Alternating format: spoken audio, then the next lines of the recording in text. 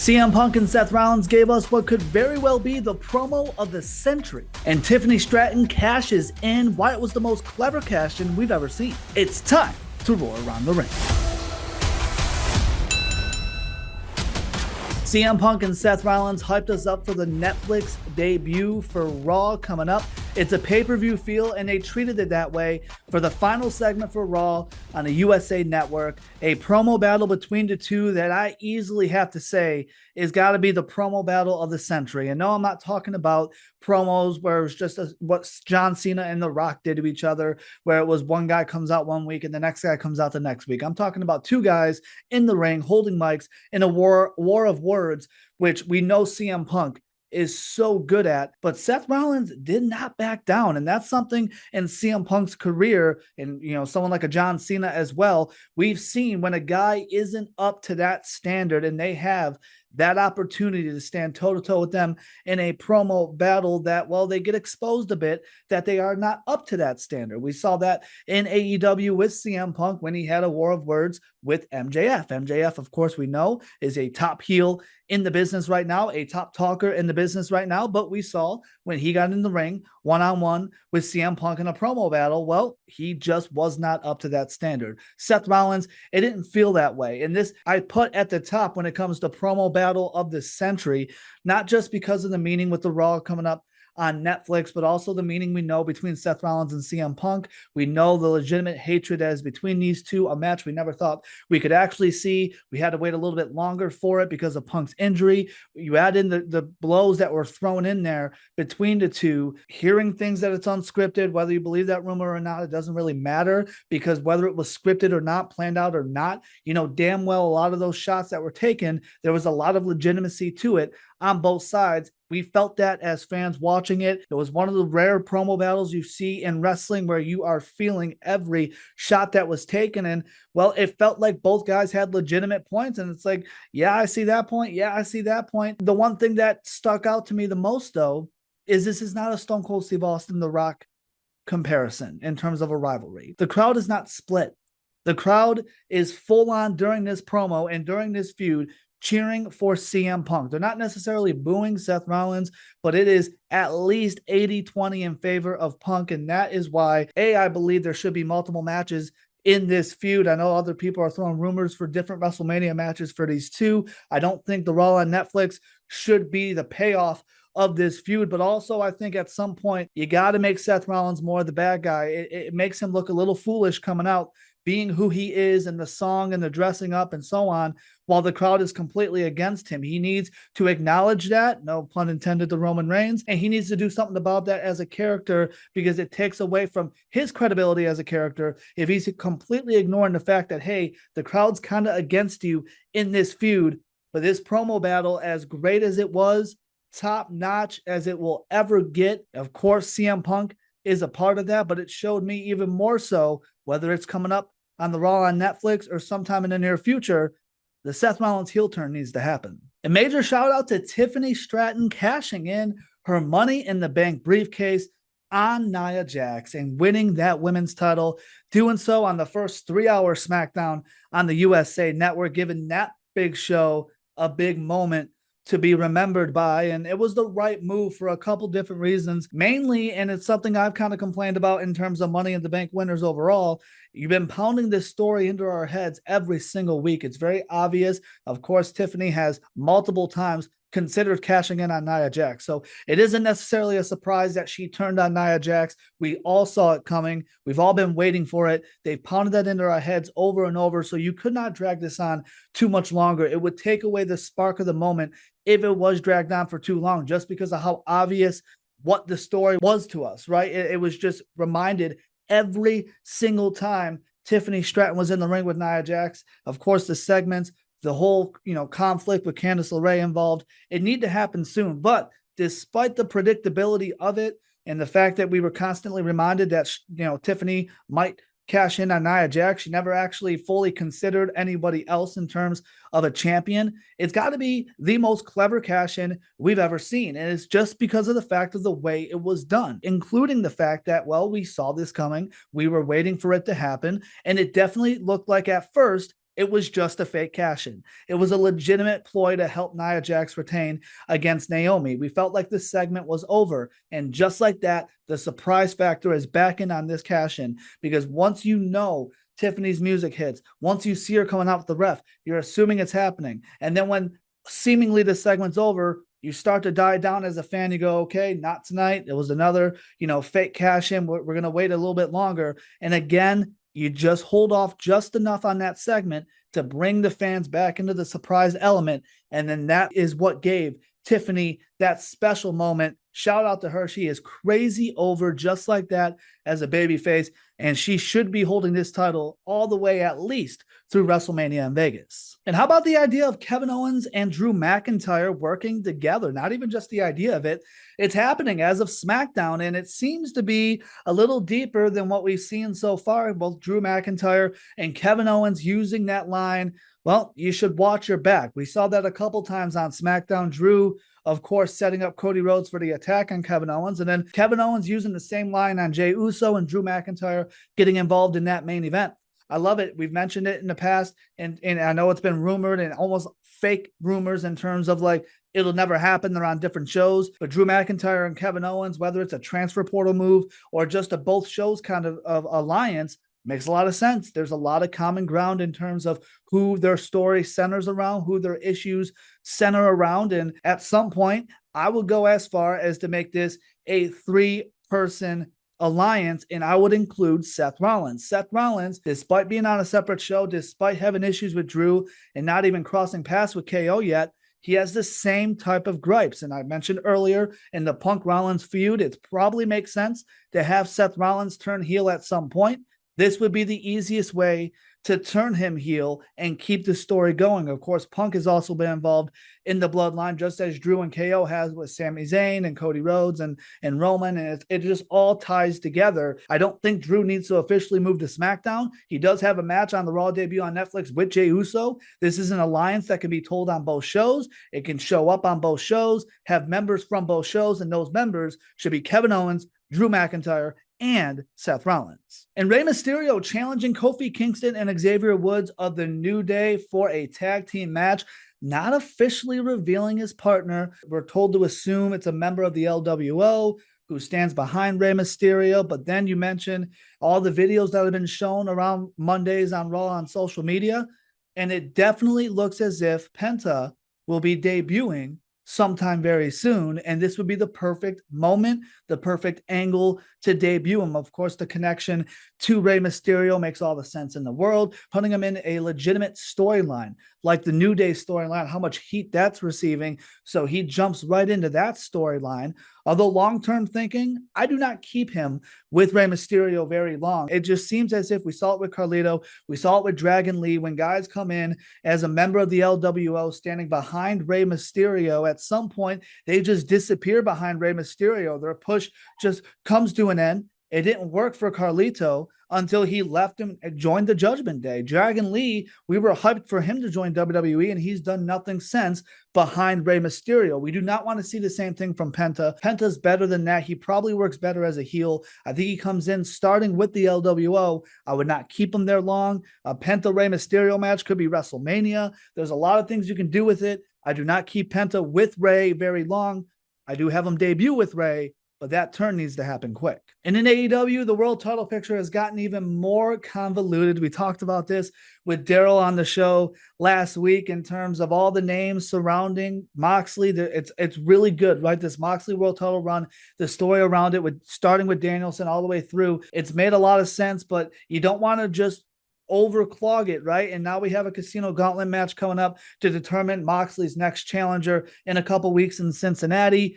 And we have one too many people calling out Mox, and I'm talking big names. You're talking MJF. Of course, we saw what MJF did with Adam Cole and everything, and now Roderick Strong wants a shot at the world title. Jeff Jarrett wants one last run as a world champion. Adam Copeland just came back. Christian Cage has the contract. Darby Allin still hasn't been seen. Jay White still calling them out, right? Like, the names go on and on and on, and all of these would be great stories if we give it time. We're not at that point where they haven't done anything wrong to ruin this story yet. But if you try to just rush all of these stories to get a bunch of random main event world title matches without a story behind it for Moxley, if he's defending against Darby 1 week and then 3 weeks later against Jay White and then 2 weeks against Copeland and then 3 weeks against MJF and no stories to tell in between, it takes away from how good this world title run could be, right? Like the ceiling is high for this Moxley world title run and the story they're telling, and they're putting a lot of possibilities around it. These are big names. Give it time. I just want to make sure we're slowing it down. In terms of the Casino Gauntlet match, Jay White gets the top spot. Big fan of Jay White. Would love to see him with the world title. Don't know if it makes sense for him to get the shot. He's the one that took the pin in the Fatal 4-Way at World's End. I don't think he should have been the one to take the pin in the Fatal 4-Way, but that's what it was. So I don't know how that makes sense to them give him a one-on-one shot. I think the Casino Gauntlet match makes sense for a Darby Allin return and a Darby Allin win to get that match going for within the next couple of weeks. That's not as big of a story as an Adam Copeland is. And then you can build that story leading into the pay-per-view. I'd hold off on MJF for a while. I know he just called him out. So again, they haven't done anything wrong yet. I do not want to rush into that, right? Hold off on that for a little bit. And all of that to remind us Christian still can cash in at some point and Danielson can still return at some point. So there's a lot going on with Moxley. The potential of ruining it by overclogging it and rushing too many good stories is there. They haven't done it yet.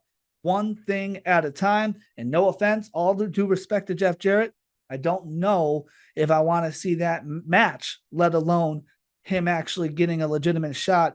I love that he's getting one final run. The world title in AEW doesn't make sense. Maybe an ROH world title, he can take that off of Jericho. And side note, Adam Copeland, this name change to Cope. I got a shout out my co-host here on the show, Dad Dude Darrell, Daryl Teeler. He texted me saying, and I quote, if Adam Copeland isn't going to take his name seriously, we're just going to call him Edge. And that's what it feels like. This Cope thing doesn't make much sense. Adam Copeland was fine if you cannot go by Edge. And he mentioned, okay, I want Cope versus Mox. It makes sense, right? Yeah, but we don't call Mox Mox. That's a nickname. He's still John Moxley. You're still Adam Copeland. Please ditch this Cope name sooner rather than later, especially with him being in the world title picture. And Ricochet laying out and bloodying Swerve Strickland on Dynamite. I continue to absolutely love this side of Ricochet. They are diving into the only thing that can make us care more about him. And we've talked about that in the past, all the talent that he has. We haven't necessarily cared about him to this extent, haven't talked about him to this extent, and we continue to do so. Of course, being in a program with someone the caliber of Swerve Strickland, that's automatically going to have us talking about you. But to have a segment like this felt like Rick Murray from Degrassi. And if you don't know that reference, he's the guy that took out Drake, Jimmy, on Degrassi. Go look it up. And again, the blood all over his face, the look on his face, the glasses, having the same attire. And oh my God, it just felt like